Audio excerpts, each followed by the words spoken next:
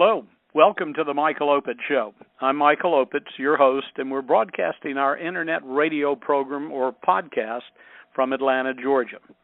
Internet grassroots radio is growing and offering a wonderful alternative to big media.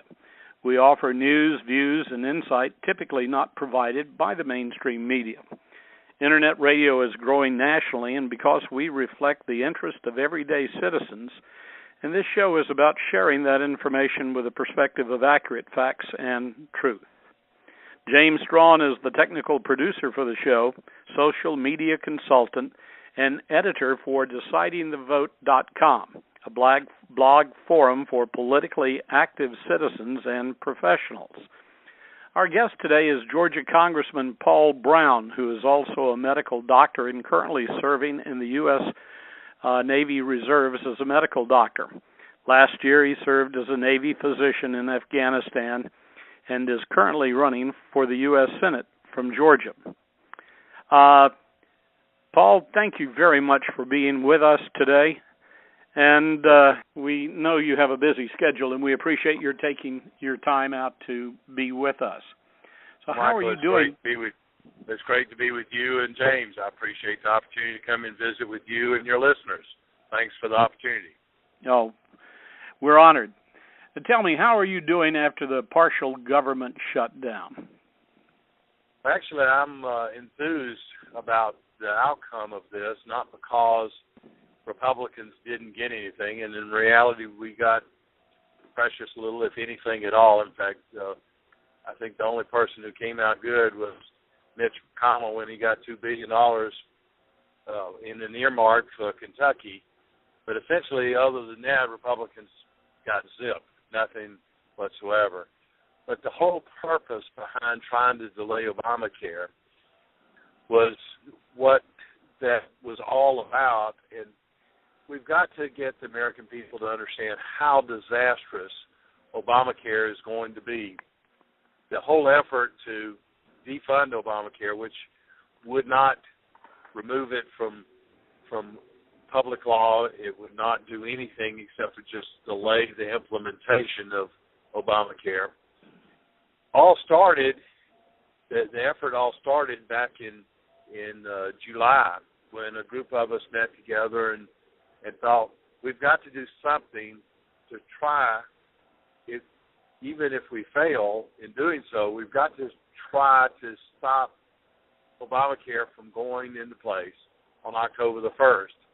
And so we made some decisions that we were going to do everything we could, and we'll continue this process until we have a Republican Senate and a Republican president that will sign a repeal and replace bill, because that's what the ultimate goal is going to be. I've got the bill that is the best bill to repeal and replace Obamacare. It's called the Patient Option Act. In this Congress, it's H.R. 2900. I've introduced it in several Congresses. Freedom Works in the last Congress said it's the best health care plan out there. And the reason it's the best health care plan out there is because it, number one, repeals Obamacare, and number two is it takes the federal government out of making health care decisions. It empowers patients to make health care decisions along with their doctors, and it will literally make health insurance and health care cheaper for everybody in this country. It's going to provide access to good quality health care for all Americans, and it's going to save Medicare from going broke. That's the kind of policy we need to put in place, but that's going to be impossible until we get elected the Republican Senate and intervenes not the obstructionist that he's been ever since he's been there.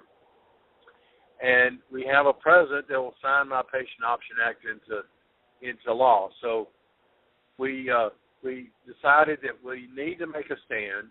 We need to get this in the forefront of Americans' political thought.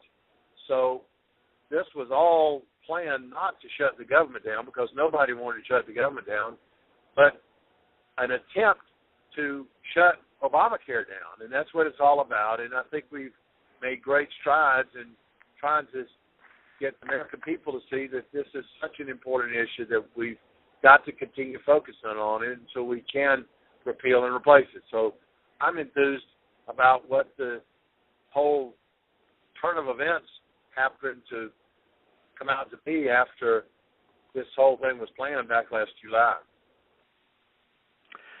Congressman Brown, would you repeat that bill number again, and where can our audience go to Absolutely. read the It's details? HR 2900. HR 2900. And they can go look at it. It's only 77 pages, not almost 3,000 like the Obamacare law is, but in 77 pages, we repeal Obamacare. We put in place a market-based system that empowers patients. It will make health care cheaper for everyone. It will provide access to good quality health care for all Americans. And it's going to save Medicare from going broke.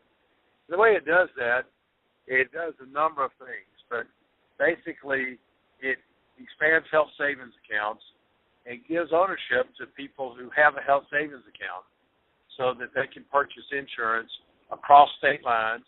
They can join in a pool of other people all across America and can have a smorgasbord of health plans that fit their family best.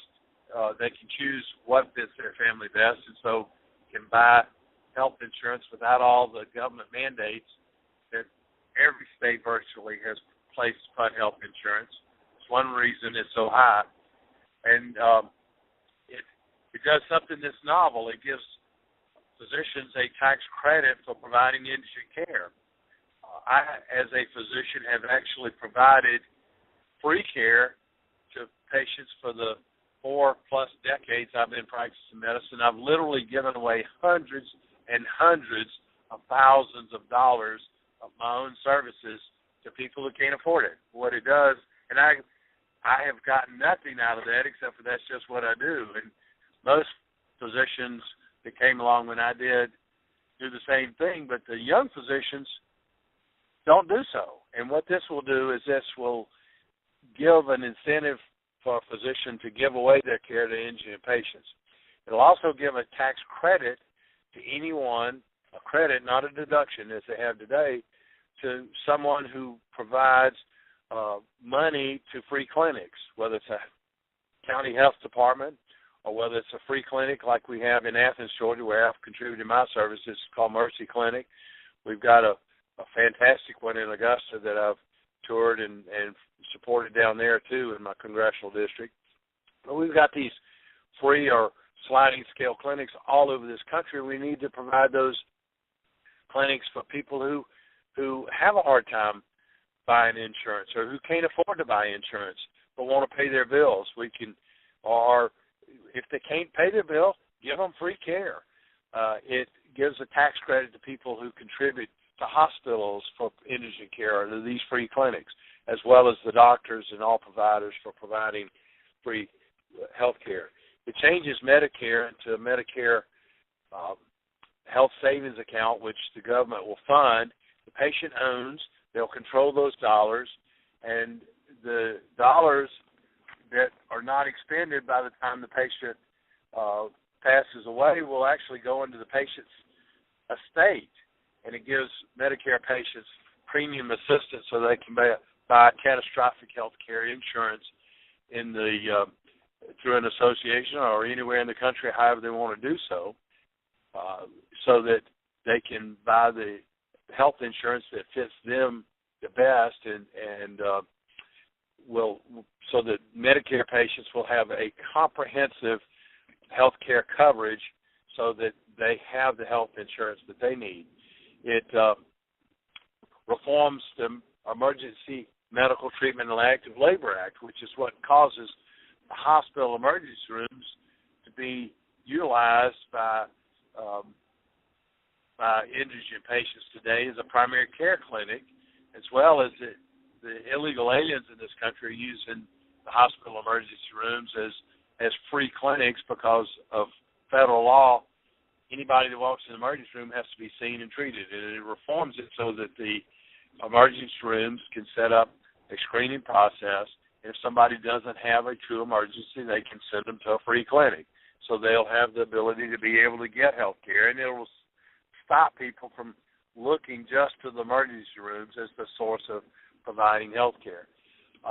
and I could go on and on. It does a number of things in just 77 pages, but it really is going to empower patients, and it's going to provide the portability that patients need.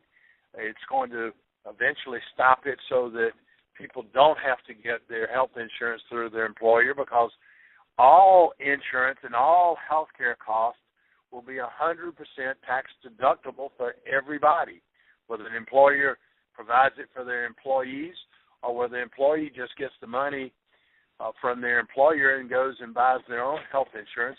It will be a tax-free benefit for the employer, so that employees can start getting control of their own insurance and won't be dependent upon what their employers provide for them. That sounds like such a terrific idea, market-based, patient-centered healthcare, and being able to take a deduction, which families don't get now. Business, there's a big deduction for health insurance and health care payments, but we as individuals do not see that deduction, and their health care costs, even as it stands now, is high, but it'll go higher under Obamacare. Oh, we're already seeing that, Michael. I've got an email on my desk from a lady who supported Obamacare and supported Obama, and the reason for that is because she cannot afford to buy health insurance today because she has a pre-existing condition. She tells me in this email that she is in the $45,000 to $55,000 a year income bracket.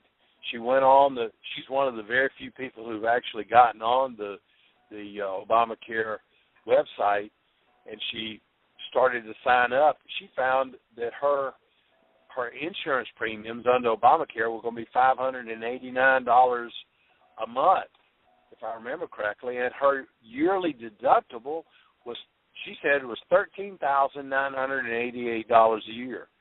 Oh, and my she goodness. said in her email, I can't afford that. I'm just going to have to stay uninsured.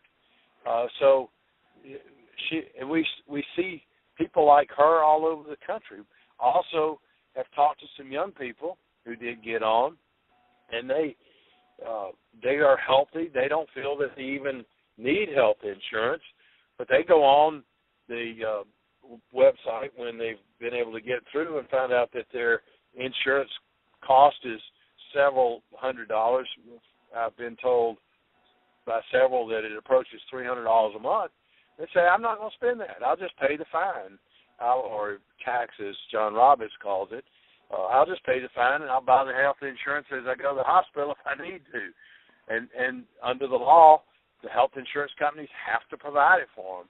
So the Democrats, Barack Obama, Nancy Pelosi, and Harry Reid thought that they could force these young people to buy health insurance, but they gave them an out, a loophole, so that these young people who the Democrats were banking on actually providing money that to pay for care for older people, by and large, are going to say, we're not going to do this. We just pay the penalty. It's a lot cheaper for us to pay the penalty, and if we get sick, then we'll buy it on the way to the hospital. And that's so.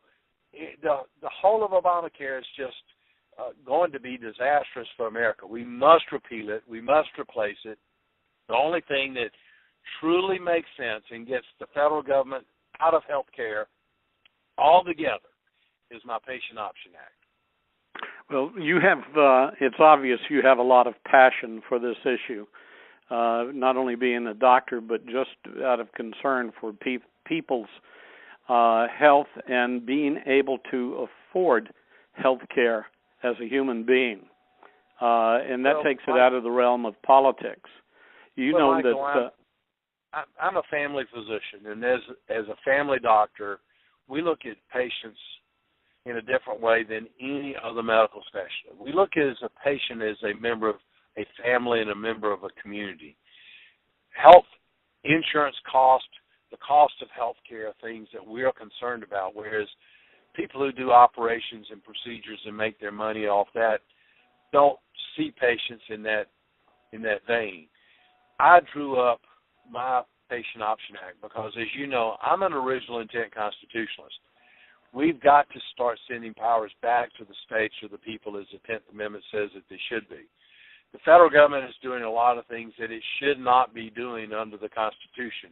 We've got to find bridges to send those powers back to the states, back to the people, as they should be under the original intent.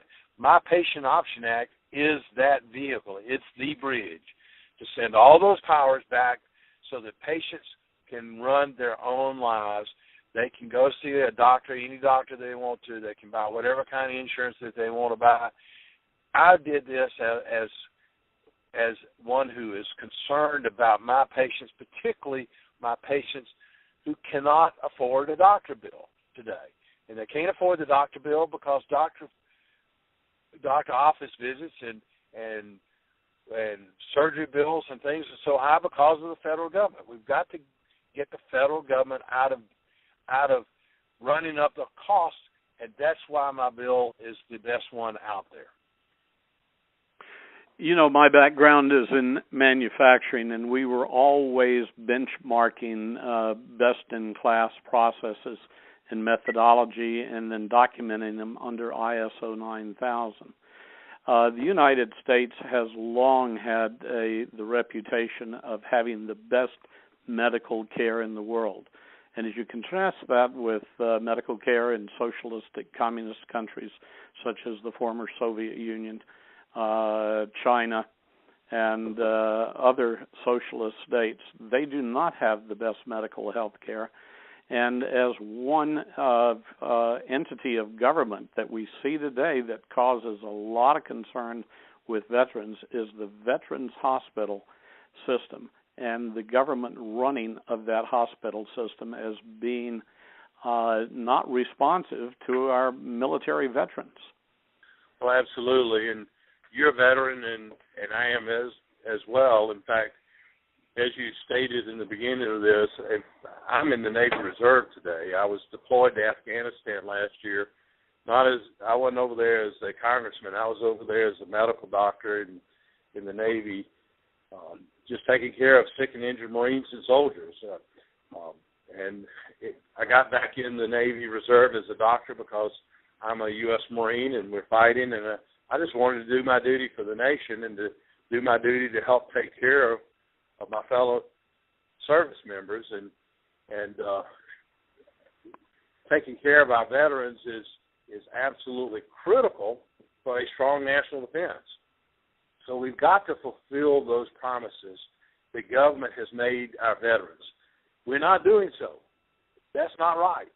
In fact, it's more than not right. It's absolutely wrong, and to promise people something and then not deliver, and that's what our government is doing today. To me, taking care of our veterans is absolutely critical for a strong national defense. And the reason I think that, Michael, is that if we don't take care of our veterans after they finish a career in the military, or if they get out of the military because of service-connected disability, then how are we going to get good people? If we don't take care of our veterans, how are we going to get good people to come in the military, to be senior non-commissioned officers, the senior enlisted people, or to be senior officers, or even what we call flag officers, the admirals and generals in the military? We won't. We've got to take care of our veterans to have the good quality of troops in all branches of the service, and so it is a national security, national defense issue. And I'll do everything I can to make sure our veterans get the proper care that they deserve and that they've been promised, and we're not doing that today. And we've seen the government attitude toward our veterans just over the last 2 weeks, as we've seen World War II veterans who stormed the beaches in Normandy, being barred from our national parks by, and I'm not going to use I'm not going to go into name calling by the people who tried to prevent them from going in, but having our veterans treated like that and then not given this kind of services that they need at VA hospitals to get help for our wounded veterans returning home and those older veterans who certainly need those services. How would you address that as a U.S. Senator? Well, it just shows the disdain that this administration has towards our veterans. There was absolutely no reason whatsoever for this administration to block access to the World War II Memorial or to the Lincoln Memorial. It's never, ever been done in a government shutdown prior to this administration doing so. The director of the Park Service admitted to Congress just this last week that he did so himself, but in consultation with the White House. And it just shows the disdain for the military that this administration has. And it just I'm searching for words here. It's unfathomable to me that these veterans were treated the way that they have been, and that the American citizens have been treated the way that they have been. Just here in Georgia, I heard of a boat ramp into a Corps of Engineers lake. The boat ramp was put in by the state. It's not manned by anybody. It's just a launching ramp to go into the lake. I'm told that the federal government came and blocked access to a Corps of Engineers lake boat ramp here in Georgia just to keep people from launching their boat. There is absolutely no reason that this administration should do that. They were trying to make this government shutdown that Harry Reid actually shut down the government, and Barack Obama shut down the government. It wasn't Republicans. It was Harry Reid and Barack Obama that shut it down. And then they would not even negotiate to try to get things open. Republicans passed bill after bill to get parts of the government back open, and Harry Reid refused. So much so that we even passed a bill, Michael, that would restart research for cancer treatment for kids. And Harry Reid refused to do so. He was asked by the press, why won't you do this? And his answer was, quote, why would we do that? Unquote. This is for a little kid with cancer. outlandish. I remember seeing that on TV. That was unbelievable. It's just beyond me. I don't understand that amount of arrogance, that amount of just pure, unadulterated pride and ego and just animus towards the American people, frankly. I just don't understand it. Well, neither do I from a professional point as well. I am a Georgia registered mediator and arbitrator. My license, my registration is current. And anytime you've got people in disagreement, what you have to do is sit down at the table and stay there as long as it takes, as long as people are honestly seeking resolution. Now, if you've got somebody on the other side of the table who does not want to seek a solution, then there's nothing a mediator can do and there's nothing the other party can do. And it sounds as if, well, it was. They told us, we were told from President Obama and Harry Reid that they simply would just not negotiate.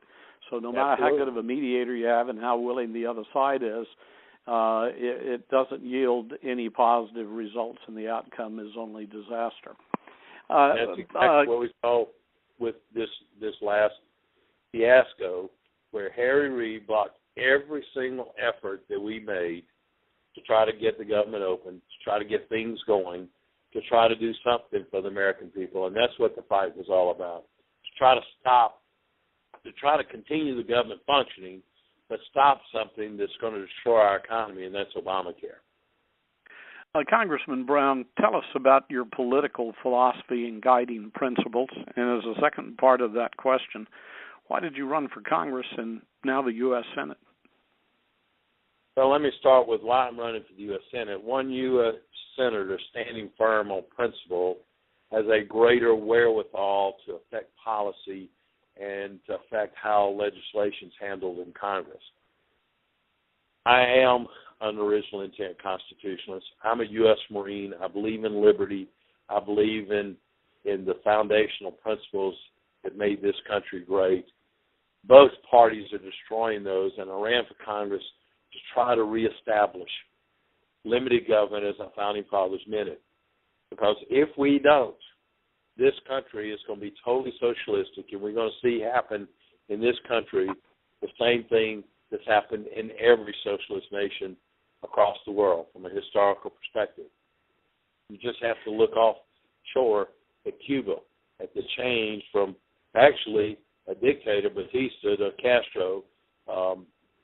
Even during a dictatorship like Batista back in the 50s and 60s, Cuba was a very rich nation, flourishing. It was a vacation spot for the world. And then Batista was overthrown by Castro. Castro established a communist government down there. And now everybody's poor except for a few politically elite and a few very rich people. So what socialism, whether it's communism or fascism, just guarantees equal poverty for everybody. And that's everybody, everybody but the ruling elite. Exactly. And that's exactly where we headed as our nation, and both parties are carrying us that way. And they're doing it by trying to I'm sure it's not with the intention of destroying our economy and destroying the middle class, but that's going to be the result of it. And exactly, both parties are guilty. Both parties in Washington are looking to find government solutions in Washington, D.C. for everything involved in human endeavor. And we've just got to go back to the principles that made this country great. And there are basically 5 principles that our founding fathers believed so firmly in. And I hold these 5 principles to be very strong part of our political philosophy, getting back to the original part of the question. And those 5 principles that made this country great is limited government. And the second one is low taxes. The third is a free enterprise system that's vibrant. The fourth is a strong national defense. And the fifth is personal responsibility and accountability. Now, founding fathers believed in those 5 principles. The Constitution, the Declaration of Independence, expressed those 5 principles. And in fact, let's go back to the first one, limited government. Our Constitution is supposed to limit the size and scope of government. Our founding fathers gave us enumerated powers in Congress. It's only 18 things that are enumerated in Article 1, Section 8. And I hold those true to self-evident, and I vote that way. So we've got to go back to that idea of limited government and the enumerated powers of the Constitution. The second one is low taxes. If you have enumerated powers in a small federal government that is providing for the common defense, which means that strong national defense, the fourth issue that I talked about, should be the major function of the federal government, then you don't need high taxes. I believe if 10% is good enough for the Lord, it ought to be good enough for Uncle Sam. So we've got to shrink the size and scope of government and send those powers back to the states or to the people, as the 10th Amendment says. A free enterprise system, the number 3 thing, a free enterprise system that's vibrant. The only way a free enterprise system can be vibrant is if it's not constrained by government through regulatory burdens and tax burdens. And that's exactly what both parties have been doing, is putting more and more regulations as well as more taxes on our job creators, on business and industry, particularly our family businesses. Small business is hampered in creating jobs and a strong economy by government. So we've got to get those regulatory burdens and tax burdens off of the job creators and have a vibrant free enterprise system. Back to the fourth issue of a strong national defense. Under the Constitution, a strong national defense should be the major function of the federal government. We've had 4 presidents, 2 Republicans, both Bushes, Clinton, and now Obama, who have steadily reduced the size and scope of our military. We don't have enough Marines, and I can tell you that as a U.S. Marine. We don't have enough brigades in the Army. We don't have enough ships in the Navy. We don't have enough wings in the Air Force. We don't even have enough Coast Guard in this country to make sure that we have a strong national defense. We need to be building up our military. We need to do it in a cost-effective way and find ways to stop the fraud, the waste, abuse that the military defense or the defense complex has put in place, so that we can stop the $600 toilet seats and the $500 hammers or whatever it is. We've got to stop all that, and we can do so. But we've got to have a strong national defense, and particularly now while we have non-conventional forces, all these radical Islamists that want to destroy America that are fighting in a non-conventional way. Plus, we still have state enemies such as China, North Korea, Iran. And we don't have the military structure, and we don't have the readiness level to provide for the defense of this nation. One of those issues is we've never, ever needed a strong missile shield over the country more than we do right now. And this president has continually degraded our ability for missile defense. And then the fifth issue is personal responsibility and accountability, which is freedom and liberty. So I believe in liberty, and that goes back to freedom, and it goes back to us being able to be free people and to work within our own community so that we truly have liberty. But we're losing our freedom. We're losing our liberty. And those are the 5 principles that drive me. And that's why I ran for Congress, is to restore those principles. And I'm running for the U.S. Senate because a senator standing on principle can have much more effect than one doing so in the House. Congressman, we have a $17 trillion debt. It was $16 trillion just a couple of weeks ago. And that debt will eventually destroy our country, and I know this is a big part of your senatorial campaign. Right. Why can't more people in Congress grasp this precarious situation that our nation is in? Well, they're in denial about the economic situation we're in. This debt that we have right at $17 trillion, as you mentioned, is totally unsustainable. And frankly, that debt is going to fall on the shoulders of our children, our grandchildren, and our great-grandchildren. We're stealing their future.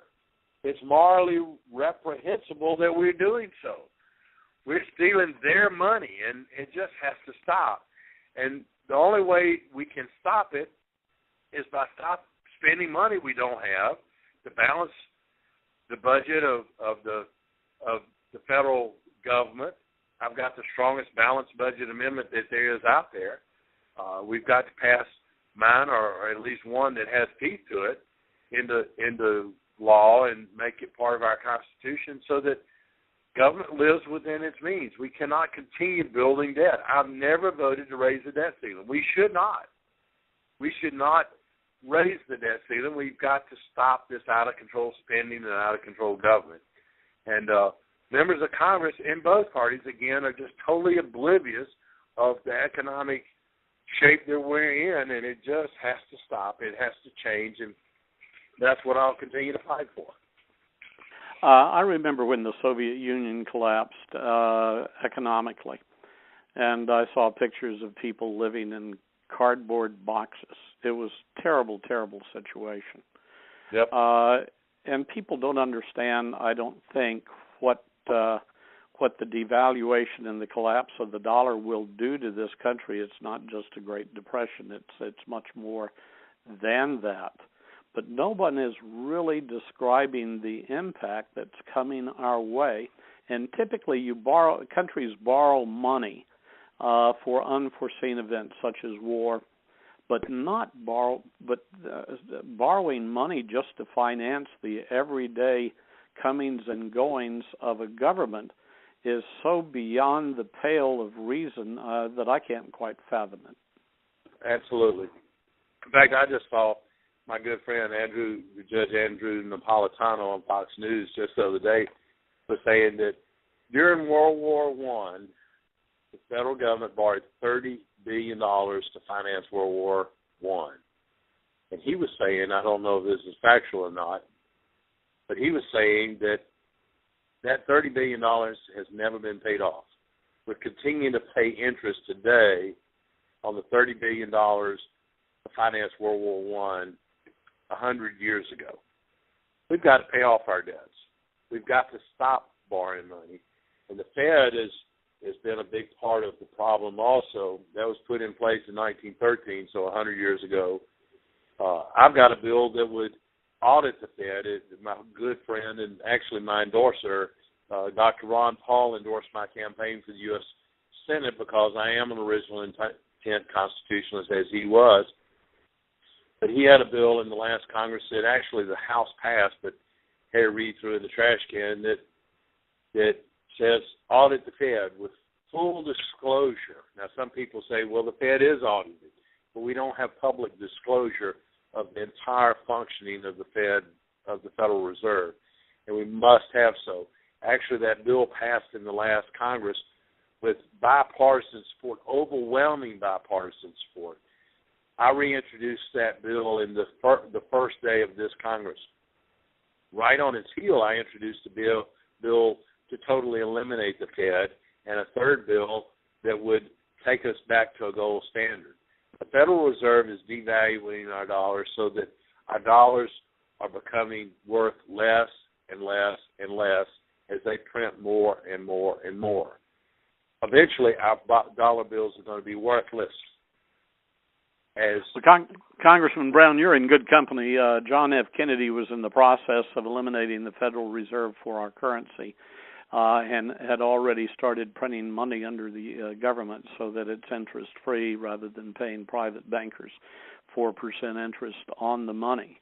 And also Andrew Jackson tore out the central bank, in his words, by the roots, the central bank of his day, and stated in his farewell address, never, ever, ever let it come back or it'll bankrupt this nation and send your children into sheer poverty.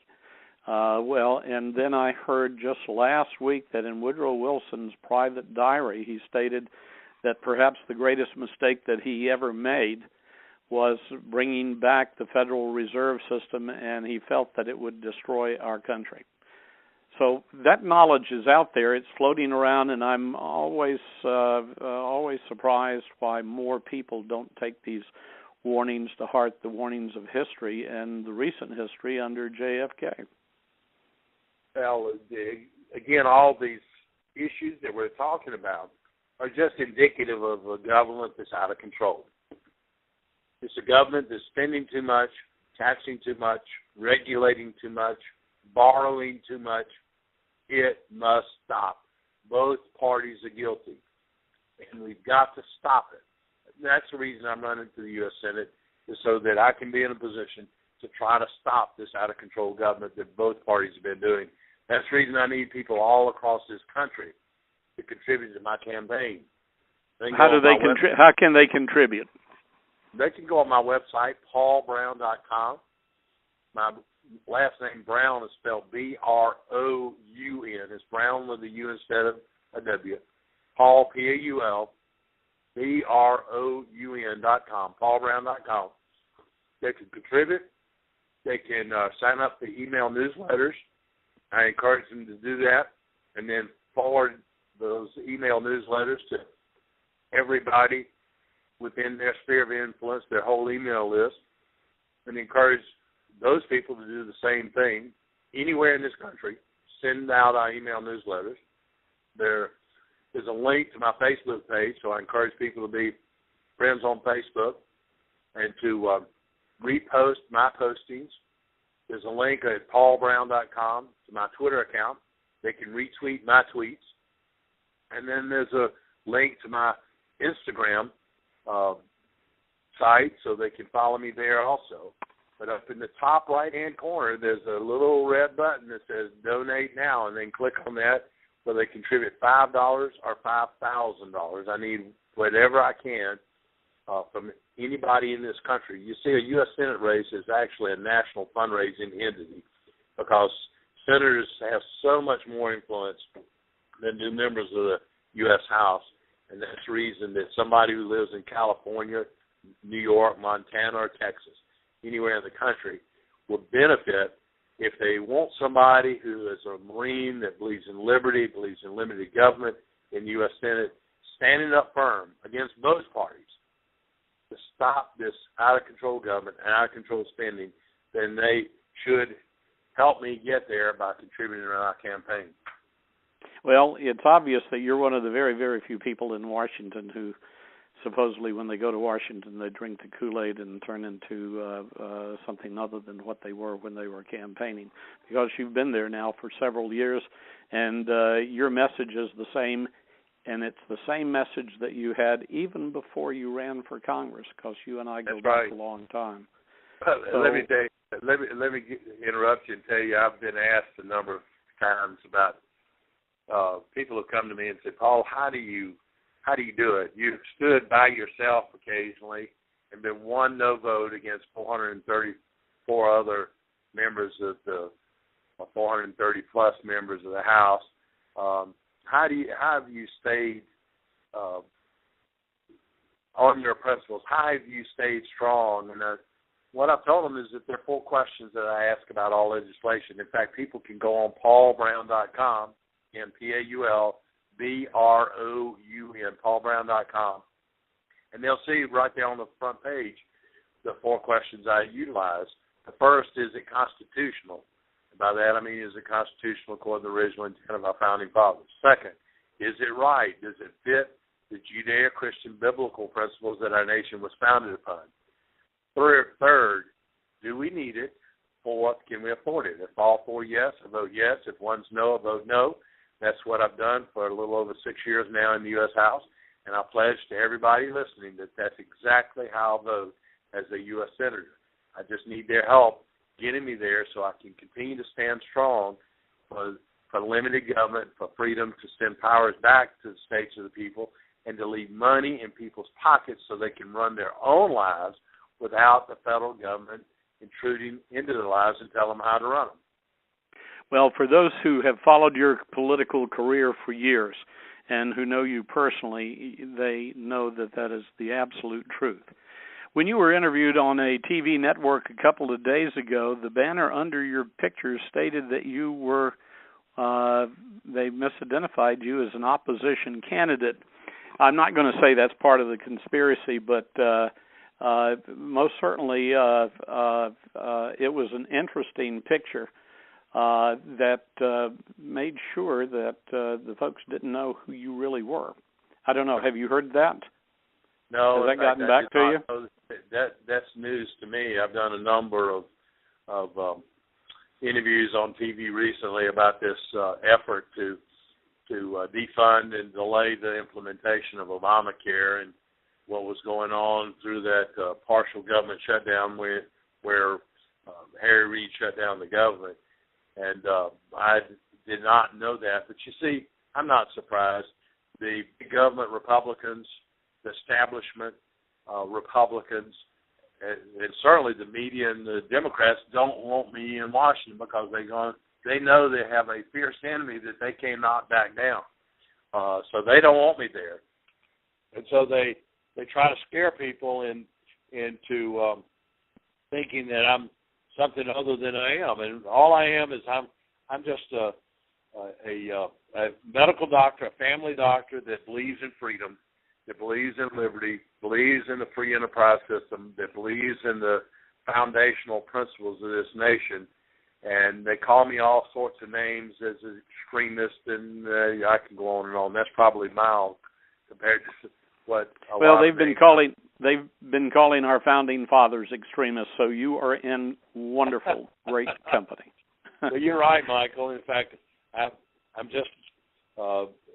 got a friend that said to me one time. He says, "What you are is we talk about our founding fathers," and he said that you are a restoring father.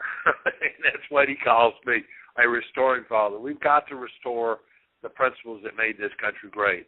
And it goes back to those 5 things: limited government, low taxes, a vibrant free enterprise system, a strong national defense, and personal accountability and personal responsibility. And we've got to restore those principles, or else we are going to lose our freedom. We are very quickly moving in that direction now, and it's going to be disastrous for our children, our grandchildren, and our great-grandchildren if we don't. Well, Congressman Brown, we appreciate your taking time out of your busy schedule to have this extended conversation on your views as you seek to become the next U.S. Senator from Georgia. And you're always welcome very much. Well, thank you, Mike. I appreciate it very much. Breaking up, and we've been... Say is tapping my phone lines. God bless you. God bless you, and thank you very much. We appreciate your time. Okay, bye now. Bye. We'll be back next week, and we hope you found the show to be both informative and interesting. Please tell your friends about the show and where to find us, because if we are to turn our country around, it'll take all of us working together. Many thanks to James Strawn, the technical producer for this show, which is carried on decidingthevote.com. And my email address is mopitz@mindspring.com. Remember, knowledge is power, ignorance is slavery. This is Michael Opitz wishing you a blessed day.